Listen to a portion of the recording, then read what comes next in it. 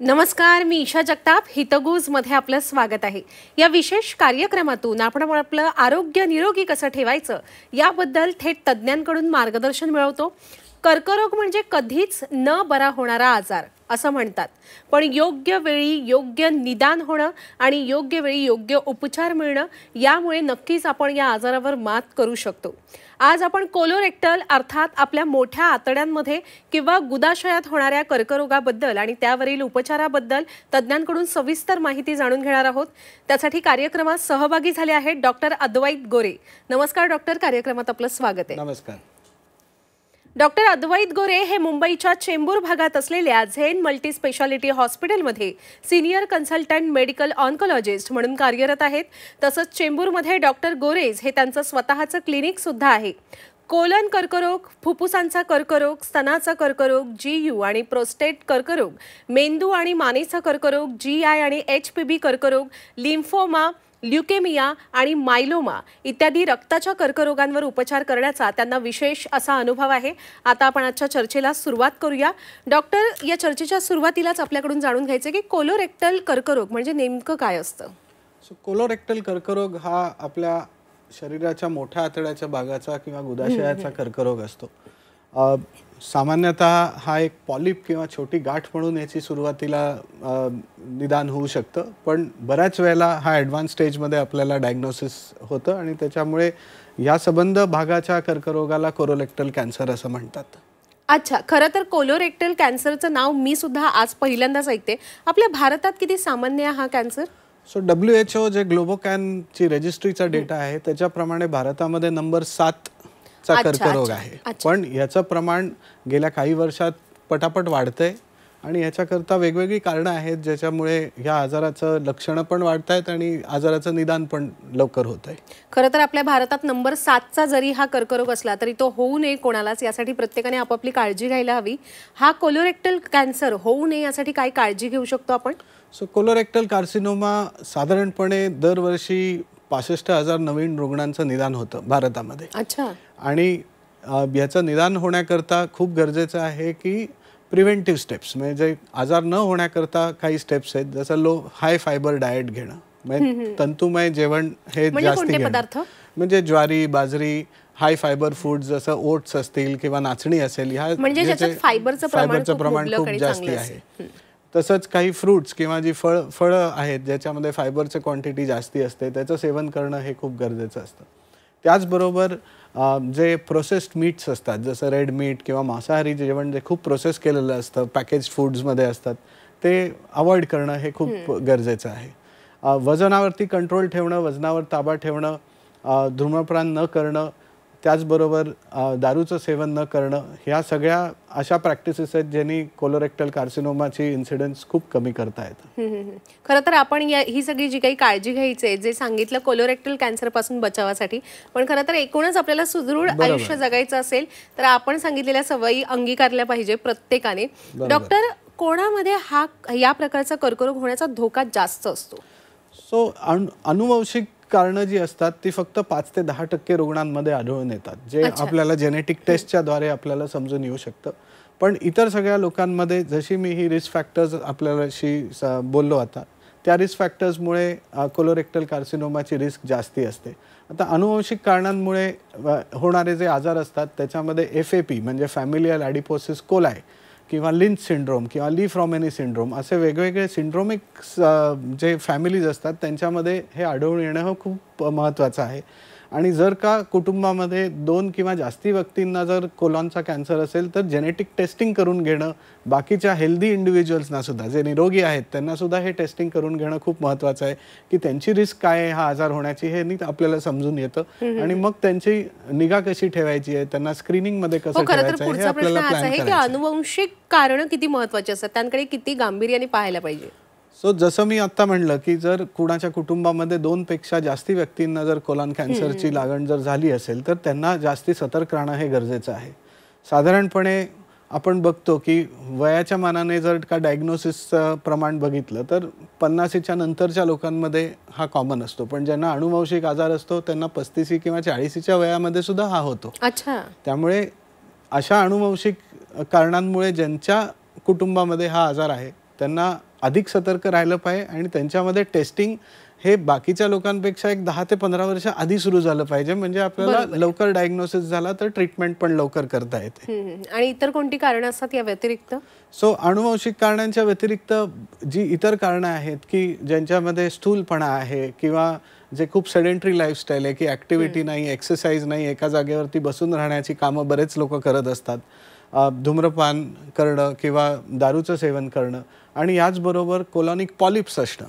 Polyps हे अगदी सुरुवातीचं प्री कॅन्सर सिच्युएशन म्हणा अशी सिच्युएशन असते, पण ते पुढे जाऊन नंतर त्याचं कॅन्सरमध्ये परिवर्तन होऊ शकतं. तर हे लवकर जर आढळण्यास आलं तर आपल्याला निदान पण लवकर होतं. कोणत्याही आजाराची ना संकेत लक्षणं आपल्याला आपलं शरीर देत असतं. मग या कोलोरेक्टल कॅन्सरची कोणती लक्षणं आपल्याला दिसतात? जी सर्वात कॉमन लक्षणं आहेत की जी सामान्यतः आढळून येतात, तर शौचामध्ये रक्तस्राव होणं. आता शौचामध्ये रक्तस्राव बरेच जण पाईल्स आहे किंवा हेमोरॉइड्स आहे असं म्हणून दुर्लक्ष पण करतात, पण 50च्या वरती जर काही झालं तर ते दुर्लक्ष करू नये, डॉक्टरांकडे जाऊन तपासून घेणं हे गरजेचं आहे. त्याचबरोबर वजन अकस्मातरित्या कमी होणं काहीही कारण नसताना, म्हणजे कोण डाएट करत नाही आहे, कोण एक्सरसाइज करत नाही आहे आणि जर असं दिसलं की वजन एकदम कमी होतं आहे तर त्याच्याबद्दल आपण सतर्क राहून त्याचा तपास करणं हे खूप गरजेचं असतं. अल्टर्ड बावेल हॅबिट आम्ही म्हणतो की काही वेळेला कोणाला जुलाब होत आहेत की कॉन्स्टिपेशन होतं आहे, असं जर वारंवार व्हायला लागलं तर त्याच्याकडे आपण दुर्लक्ष करू नये. त्याचबरोबर बऱ्याच वेळेला एकदम अर्ली स्टेजमध्ये पेशंट्सना काहीही सिम्पटम्स नसतात, पण हे काही वेळेला स्क्रीनिंग टेस्टवरती आपल्याला आढळून येतं. अच्छा. आणि स्क्रीनिंग टेस्टमध्ये आपल्याला लवकर डिटेक्शन पण पॉसिबल होऊ शकतं. एस्पेशली जे हाय रिस्क ग्रुप्स आहेत, अनुवंशिकरित्या ज्यांना जास्ती रिस्क आहे, अशा ग्रुप्समध्ये आपण डेफिनेटली स्क्रीनिंग करणं आणि लवकर निदान करणं हे महत्त्वाचं आहे. पण मग ओळखला कसा जातो हा कर्करोग डॉक्टर? सो टेस्टिंगमध्ये आपल्याकडे बऱ्याच टेस्ट उपलब्ध आहेत. जसं सिम्पल स्टूल टेस्ट आहे, त्याचबरोबर कोलॉनोस्कोपी ही टेस्ट आहे ज्याच्यामध्ये एक लांब नळीच्या माध्यमातून एक कॅमेरा घालून आतड्याच्या आतल्या भागामध्ये संबंध निरीक्षण केलं जातं. अच्छा. आणि याच्यामध्ये आपल्याला पॉलिप्स देखील आढळून येऊ शकतात, आपल्याला ट्यूमर किंवा कॅन्सर देखील आढळून येऊ शकतो. आणि त्याच वेळेला त्या पर्टिक्युलर भागामधनं आपल्याला एक बायोप्सी घेऊन त्याचं हिस्टोपॅथॉलॉजीचा तपास, म्हणजे पॅथॉलॉजिस्टकडे आपण टेस्टिंगला पाठवून त्याचे स्लाईड फॉर्ममध्ये किंवा ब्लॉक फॉर्ममध्ये त्याच्यावरती आपल्याला टेस्टिंग करता येतं, ज्याच्याने आपल्याला आजाराचं निदान वेळच्या वेळी होऊ शकतं. अगदीच अगदीच. डॉक्टर, पण या कर्करोगामध्ये होतं काय नेमकं? आपल्या आतड्यांमध्ये काय होत असतं? सो आतड्यांमध्ये एक गाठ निर्माण होते. आता त्या आतड्यांची गाठ आतड्या सुचतात की आतड्यांमध्ये पॉलिप होतं, जे आतलं जे भाग असतो आतड्याचा त्या भागामध्ये पॉलिप होतं आणि त्या भागामध्ये हळूहळू त्याची गाठ वाढत जाण्यामुळे बेसिकली सेल्सचा कंट्रोलमध्ये डिव्हिजन होण्याचं नियंत्रण सुटतं. त्याच्यामुळे एका भागामध्ये मल्टिपल गाठी निर्माण होतात किंवा आतड्याच्या वेगवेगळ्या भागामध्ये सुद्धा या गाठी निर्माण होऊ शकतात. आणि जसं मी म्हटलं कोलोनोस्कोपी, तसंच आपल्याला CT स्कॅन किंवा MRI किंवा पेट CT स्कॅन याची सुद्धा गरज लागू शकते पेशंटच्या डायग्नोसिस करता आणि त्यांच्या स्टेजिंगच्या पण हिशोबाने काय पेशंटची स्टेज आहे हे जाणून घेण्याकरता. कारण आजच्या तारखेला ट्रीटमेंट ही प्रोटोकॉल बेस्ड आणि स्टेज बेस्ड असते. पण हा कर्करोग टाळणं आपल्या हातात असतं? बऱ्याचरित्या हे कर्करोग टाळणं आपल्या हातात असतं. अच्छा. हेल्दी हॅबिट शक्य आहे. जसं आपण रिस्क फॅक्टर्स बद्दल डिस्कस केलं तसंच काही पर्टिक्युलर हॅबिट्स आहेत ते अवॉइड करणं, हाय फायबर डाएट ठेवणं हे खूप महत्त्वाचं आहे. आणि जे हाय रिस्क पेशंट्स आहेत किंवा ज्या हाय रिस्क फॅमिलीज आहेत त्यांच्यामध्ये आपण जेनेटिक टेस्टिंग करून त्यांची रेग्युलर स्क्रीनिंग टेस्ट करणं. आता स्क्रीनिंग टेस्टमध्ये आपण स्टूल टेस्ट करू शकतो, कोलॉनोस्कोपी करू शकतो, सिग्माडोस्कोपी करू शकतो. जे नॉर्मल रिस्क फॅक्टर्समध्ये आहेत त्यांच्यामध्ये साधारण 50च्या नंतर जर सिम्पटम्स काही असले तर आपल्याला सिग्माडोस्कोपी किंवा कोलोनोस्कोपी करता येते. पण ज्यांना अनुवंशिक आजार आहे त्यांच्यामध्ये 45 वर्षापासून 5 ते 10 वर्षातनं एकदा कोलोनोस्कोपी किंवा सिग्माडोस्कोपी करणं आणि संदेहजनक जर काही दिसलं तर तिथनं बायोप्सी करून त्याचं चेकिंग करणं हे खूप महत्त्वाचं होतं. अगदीच. ज्यांना लक्षणं दिसतात किंवा जे हाय रिस्क फॅमिलीज आपण म्हणा, अनुवंशिकता ज्यांच्या घरात हा कर्करोग असतो ते सगळे कुटुंब, त्यांना कोणत्या तपासणी करायला हव्या हे आपण सांगितलं. पण एक सर्वसामान्य व्यक्ती म्हणून मला कधी हा आजार होऊ नये म्हणून एक 6 महिन्यातून एकदा किंवा वर्षभरातून एकदा मी कोणती तपासणी करावी आणि साधारण किती महिन्यातून एकदा करावी? सो जनरली असं रेग्युलर टेस्टिंग काही रेकमेंडेड नाही आहे अनलेस सिम्पटम्स झाले तर. कारण भारतामध्ये याची लक्षणं कमी कॉमन आहेत. पाश्चात्य देशांमध्ये कोलॉन स्क्रीनिंग हे खूप कॉमन आहे आणि 5 वर्षातनं एकदा कोलोनोस्कोपी करणं हे हाय रिस्क ग्रुपला आणि 10 वर्षातनं एकदा कोलोनोस्कोपी करणं हे नॉर्मल रिस्क ग्रुप करता हे रेकमेंडेशन आहे. पण सध्या तरी भारतामध्ये कोलोरेक्टल स्क्रीनिंग हे काही रेकमेंडेड नाही. पण आपलं भारतीय राहणसहान आणि जेवण हे जसं पाश्चात्य होत चाललंय तसा हा आजार भारतामध्ये सुद्धा वाढत चाललाय. त्यामुळे हळूहळू कदाचित अजून काही वर्षानंतर आपल्याला देखील स्क्रीनिंग करणं गरजेचं असेल दर 10 वर्षातनं एकदा. हो, आणि आता आपली जीवनशैली एवढी पटापट बदलते त्यामुळे हे होऊ शकतं शक्य. त्यासाठी आपण आत्ता काळजी घ्यायला हवी. डॉक्टर, आपण कोलोरेक्टल कर्करोग म्हणजे नेमकं काय, त्याची लक्षणं कोणती आहेत हे सविस्तरपणे सांगितलं. आता आपण वळूया उपचारांकडे. एकदा निदान झालं या कर्करोगाचं की उपचार कोणते असतात, अगदी टप्प्याटप्प्याने सांगा. उपचार होण्याकरता पहिले गरजेचं आहे की आजाराची स्टेज काय आहे हे समजणं. आपण कर्करोगाचे जे स्टेज बघितले कोलोरेक्टल कर्करोगाचं, तर स्टेज 1 हा कर्करोग फक्त आतड्याच्या भागापर्यंत सीमित असतो. स्टेज 2 आतड्याच्या भागापर्यंतच सीमित असतो पण तो लिम्फ नोड्सपर्यंत जात नाही. स्टेज 3 मध्ये आसपासच्या लिम्फ नोड्समध्ये याचा पसार झालेला असतो आणि स्टेज 4 म्हणजे आतड्यापासून निघून तो शरीराच्या वेगळ्या भागांमध्ये किंवा काही वेळेला लिव्हरमध्ये किंवा फुफ्फुसामध्ये हाडांमध्ये सुद्धा त्याचा पसराव झालेला असतो. शेवटची स्टेज असते का? स्टेज 4 हे जनरली शेवटची स्टेज, ॲडव्हान्स स्टेज किंवा लास्ट स्टेज कॉमन बोलीमध्ये म्हणलं तर. आता स्टेज प्रमाणे आपण ट्रीटमेंट ठरवतो. जर स्टेज 1 आजार असेल तर एकदम लवकरच्या स्टेजमध्ये आपण कोलोनोस्कोपीमधनंच फक्त तो आजार काढू शकतो आणि पुढे सर्जरीची पण गरज लागणार नाही. काही सिच्युएशनमध्ये जेव्हा ह्या गोष्टी पॉसिबल होत नाहीत त्यावेळेला सर्जरी करून फक्त तेवढा आतड्याचा भाग काढणं ही एक शस्त्रक्रिया असू शकते. स्टेज 2 स्टेज 3 मध्ये जनरली शस्त्रक्रिया ही मेन ट्रीटमेंट असते आणि ही शस्त्रक्रिया आज ओपन, लॅप्रोस्कोपी आणि रोबॉटिक या तिन्ही पद्धतीने होते. या तिन्ही पद्धतींचे वेगवेगळे काही इंडिकेशन्स आहेत. प्रत्येक पेशंट करता अमुकच एक पद्धत वापरली पाहिजे असं नाही, पण काही ह्या प्रत्येक पद्धतीचे काही ॲडव्हान्टेजेस आहेत ज्याच्यामध्ये सर्जरीनंतर शस्त्रक्रियेनंतर रिकव्हरी लवकर होते. लॅप्रोस्कोपी आणि रोबॉटिकमध्ये मोठं स्कार इन्सिजन होत नाही, 2-3 ठिकाणी छोटे छोटे इन्सिजन्स होतात ज्याच्यामध्ये शस्त्रक्रियेनंतर रुग्णाची रिकव्हरी लवकर होते.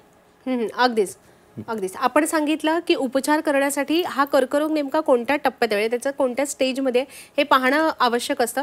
जर तो स्टेज 1 मध्ये असेल किंवा स्टेज 2 मध्ये असेल तर रुग्ण पूर्णपणे बरा होऊ शकतो का, म्हणजे पूर्णपणे कॅन्सर मुक्त? स्टेज 1 मध्ये आजच्या ट्रीटमेंट शैलीने 90% पेशंट पूर्णपणे बरे होऊ शकतात. अच्छा. पुढील 5 ते 10 वर्षांमध्ये एक 10% रुग्णांमध्ये रिस्क असते की हा आजार परत येणार आहे. स्टेज 1 मध्ये. स्टेज 1 मध्येच अनफॉर्च्युनेटली बरेचसे रुग्ण आपल्या इथे 3ऱ्या किंवा 4थ्या स्टेजमध्ये आढळून येतात. ऑलमोस्ट 60 ते 70% रुग्ण जे मी बघतो ते 3rd किंवा 4th स्टेजमध्ये असतात. आणि हे थेट ते तुमच्याकडे येतात तेव्हा कळतं की त्यांना स्टेज 3 चा झालेला आहे हा कर्करोग. हो, कारण बऱ्याच वेळेला सुरुवातीच्या लक्षणांकडे दुर्लक्ष झालेलं असतं. बरोबर आहे. कोणाला 3-4 महिन्यापासून शौचामध्ये रक्तस्राव आहे पण त्यांना असं वाटतं की हे पाईल्समुळेच होत आहे आणि त्याच्याकडे दुर्लक्ष होतं आणि मग अजून पुढे पोटात दुखायला लागलं, वजन कमी व्हायला लागलं आणि पुढचे तपास सुरू झाल्यावरती मग लक्षात येतं की अरे हे यामुळे झालेलं आहे. त्यामुळे दुर्लक्ष न करणं ह्या सगळ्या लक्षणांकडे हे खूप महत्त्वाचं आहे आणि हाच मेन संदेश आज इथं आम्ही देऊ इच्छितो की तुमच्या संकेत जे शरीर तुम्हाला जे संकेत देतंय त्याच्याकडे दुर्लक्ष नाही केलं पाहिजे. बरोबर आहे. डॉक्टर, तुम्ही मगाशी म्हणालात की या कर्करोगासाठी तो जर 2ऱ्या टप्प्यात असेल, 2ऱ्या, 3ऱ्या, 4थ्या तर आपल्याला शस्त्रक्रियेची आवश्यकता पडू शकते. शस्त्रक्रियेबद्दल जरा सविस्तरपणे सांगा. शस्त्रक्रिया जसं मी म्हणलं तसं या 3 माध्यमातून होते. एक तर ओपन सर्जरी, दुसरी लॅप्रोस्कोपिक सर्जरी आणि तिसरी रोबॉटिक सर्जरी. आता शस्त्रक्रियामध्ये जो आतड्याचा भाग ज्याच्यामध्ये आजार आहे तो आणि त्याला नॉर्मल मार्जिन्स हे काढले जातात आणि त्याचबरोबर त्याच्या अकंपनिंग लिम्फ नोड्स आहेत हे काढले जातात. आता हे का गरजेचं आहे, कारण आपल्याला फायनली जे सगळं सर्जरीच्या वेळेला काढलं जाईल ते करून आपल्याला पॅथॉलॉजी रिपोर्टमध्ये समजणार आहे की हा 2nd स्टेजचा आहे की 3rd स्टेजचा आहे. हे का महत्त्वाचं आहे, कारण 2nd स्टेज आणि 3rd स्टेज या दोन्ही प्रकारच्या रुग्णांना पुढे जाऊन किमोथेरपीची गरज असते. हा आजार परत येऊ नये याकरता आपल्याला किमोथेरपी द्यावी लागते. त्यामुळे जी शस्त्रक्रिया आहे ती जो आपल्याला आजार दिसून येतोय तो आपण काढणार आणि पुढे पेशंटच्या रिस्क ग्रुप प्रमाणे त्यांना किमोथेरपीची गरज आहे की नाही हे आपण ठरवणार.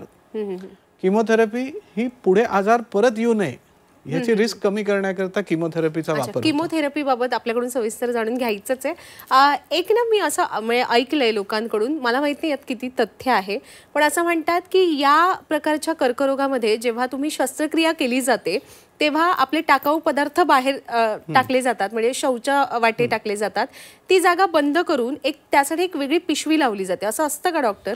सो जे रेक्टल कार्सिनोमा असतो किंवा जो गुदाशयाचा कर्करोग असतो त्या भागामध्ये काही वेळेला गुदाशयाचा किंवा रेक्टल जो टोन असतो मसल्सचा, जे आपण शौच करतो त्याचे जे स्नायू आहेत कंट्रोल ठेवण्याचे, काही वेळेला जर आजार त्या स्नायूंना जकडून गेला असेल तर आपण नॉर्मल संडासाची वाट ठेवू शकत नाही. अशा क्षणी आपल्याला पिशवी लावावी लागते, ज्याला कोलोस्टोमी म्हणतात. अच्छा. पण आजच्या तारखेला रेक्टल कॅन्सर्स करता आपण सर्जरीच्या आधी रेडिएशन आणि किमोथेरपी करतो, ज्यांनी आपण त्याला श्रिंक करू शकतो आणि जो कमीत कमी आणून ॲटलिस्ट एक 60% पेशंट्समध्ये आज आपण गुदाशयाच्या कर्करोगामध्ये पिशवी वाचवू शकतो. अच्छा. कारण काय आहे, ती पिशवी आतच राहत असेल, त्यामुळे टाकाऊ पदार्थ आतच राहत असेल, त्याचा पुन्हा त्रास होत असेल ना रुग्णांना. सो जनरली ही पिशवी बाहेर लावण्यात येते पोटाच्या भागाला आणि जे काही वेस्ट प्रोडक्ट्स आहेत हे बाहेर पिशवीमध्ये कलेक्ट होतात. पण त्यांनी दैनंदिन व्यवहाराकरता पेशंटला खूप त्रास होतो, कारण ती पिशवी सतत भरत जाते आणि मग अस्वच्छते होते किंवा त्यांना कुठे पब्लिक गॅदरिंग मध्ये जायला पेशंट्स खूप घाबरतात. त्यामुळे हा एक काउन्सिलिंगचा भाग होतो जो पेशंटला सुरुवातीपासूनच इव्हन शस्त्रक्रियेच्या आधीपासूनच आपल्याला त्याची मानसिक तयारी करून ठेवावी लागते की तुम्हाला ही पिशवी लागणार आहे आणि ती पिशवी नंतर मॅनेज कशी करायची याच्याबद्दल सुद्धा पेशंट्सना आणि त्यांच्या नातेवाईकांना ट्रेनिंग देण्याची गरज आहे, ज्यांनी ते शस्त्रक्रियेपासून घाबरणार नाहीत. आणि जर का आत्ता आपल्याकडे अशी टेक्निक्स अवेलेबल आहेत की ज्यांनी ऑलमोस्ट 60% लोकांमध्ये आपण ती पिशवी अवॉइड करू शकतो, तर आपण नक्कीच त्याच्याबद्दल पेशंट्सना जाणकार करून देणं हे गरजेचं आहे. अच्छा डॉक्टर, आता किमोथेरपी बाबत सांगा. सो किमोथेरपी ही ट्रीटमेंट इंजेक्शन किंवा गोळीच्या रूपातून दिली जाते आणि ही किमोथेरपी सुरुवातीला जसं पेशंट्सना बऱ्याच उलट्या व्हायच्या, खूप थकवा वाटायचा किंवा इंजेक्शन देताना पेशंट्सना इंजेक्शन देताना दुखापत व्हायची, ते आजच्या तारखेला एवढं होत नाही. कारण आज आपल्याकडे इंजेक्शन्स देण्याकरता पोर्ट आणि पिक लाईन्स, पोर्ट म्हणजे एक छोटं डिव्हाइस असतं जे स्किनच्या आत एक छोटी सर्जरी करून इन्सर्ट केलं जातं आणि त्याची ट्यूबिंग मोठ्या वेनमध्ये घातली जाते, ज्याच्यातनं पोर्टद्वारेच किमोथेरपी दिली जाते. तो चेस्ट वॉलवरती ह्या भागामध्ये साधारण लावला जातो आणि ह्या पोर्टमधनं जाताना पेशंटला काही दुखापत होत नाही. पिक लाईन ही IV लाईन सारखी असते, पण एक लांब लाईन कॅथेटर आतपर्यंत जातो आणि तिथनं इंजेक्शन दिलं जातं. त्यामुळे प्रत्येक वेळेला पेशंट ट्रीटमेंट करता आला की त्याची टोचाटोची कमी होते. त्याचबरोबर नॉशिया, वॉमिटिंग किंवा जे उलटी वगैरे किमोथेरपी नंतर होते ती कंट्रोल करण्याकरता आज आपल्याकडे चांगले औषध उपचार अवेलेबल आहेत, ज्यांनी पेशंट्सना आज एवढं त्रास होत नाही. किमोथेरपीची जी भीती असते ती बऱ्याच पेशंट्सना सुरू होण्याच्या आधी असते, पण पहिली सायकल झाल्यावरती जेव्हा त्यांना समजतं की अरे हे काही वेगळं नाही आहे, हे आपण जसं शस्त्रक्रिया झाली IV मधनं इंजेक्शन चढवलं त्याच प्रकारे आहे, तर मग त्यांची भीती जनरली पहिल्या सायकल नंतर कमी होऊन मग आपल्याला पेशंट्स पण कम्फर्टेबल असतात. अगदीच अगदी. आता आलेलो आहोत आपण कार्यक्रमाच्या समारोपाकडे. डॉक्टर, जाता जाता आपल्या प्रेक्षकांना आपण काय सल्ला द्याल? जसं आपण म्हणलं की आपलं शरीर आपल्याला वेगवेगळे सायन्स दाखवत असतं आणि ते सायन्स दुर्लक्ष न करणं हे आपल्या हाती आहे. बरोबर. कोलोरेक्टल कार्सिनोमा आज आपण लवकर डायग्नोज करू शकतो, कारण आपल्याकडे वेगवेगळे टेस्ट अवेलेबल आहेत. ते ब्लड टेस्ट असू दे किंवा स्टूल टेस्ट असू दे, कोलोनोस्कोपी असू दे किंवा CT स्कॅन, हे सगळं आज आपल्या हाती अवेलेबल आहे. दुर्लक्ष न करणं, जर का शौचामधनं रक्तस्राव होत असेल, वजन कमी होत असेल अनपेक्षितपणे, आणि जर का पोटामध्ये दुखत असेल किंवा जे अल्टर्ड बावेल हॅबिट्स मी म्हणलं की कधी जुलाब कधी कॉन्स्टिपेशन अल्टरनेट होऊन जर सतत होत असेल, तर त्याच्याकडे दुर्लक्ष करू नका आणि तुमच्या डॉक्टरांना भेटून त्यांचा सल्ला घ्या. पुढे आजाराचं निदान करून त्याची ट्रीटमेंट करणं हे गरजेचं आहे, कारण जसं मी म्हणलं की हा आजार पूर्णपणे बरा होऊ शकतो जर तो आपण लवकर पकडू शकलो तर. अगदीच डॉक्टर, खूप खूप आभार, आपण या ठिकाणी उपस्थित राहिलात आणि आम्हाला एवढं मोलाचं मार्गदर्शन केलं याबद्दल. धन्यवाद. प्रेक्षक हो, आता वेळ झालेली आहे इथेच थांबण्याची. ताज्या घडामोडींसाठी पाहत रहा झी 24 तास.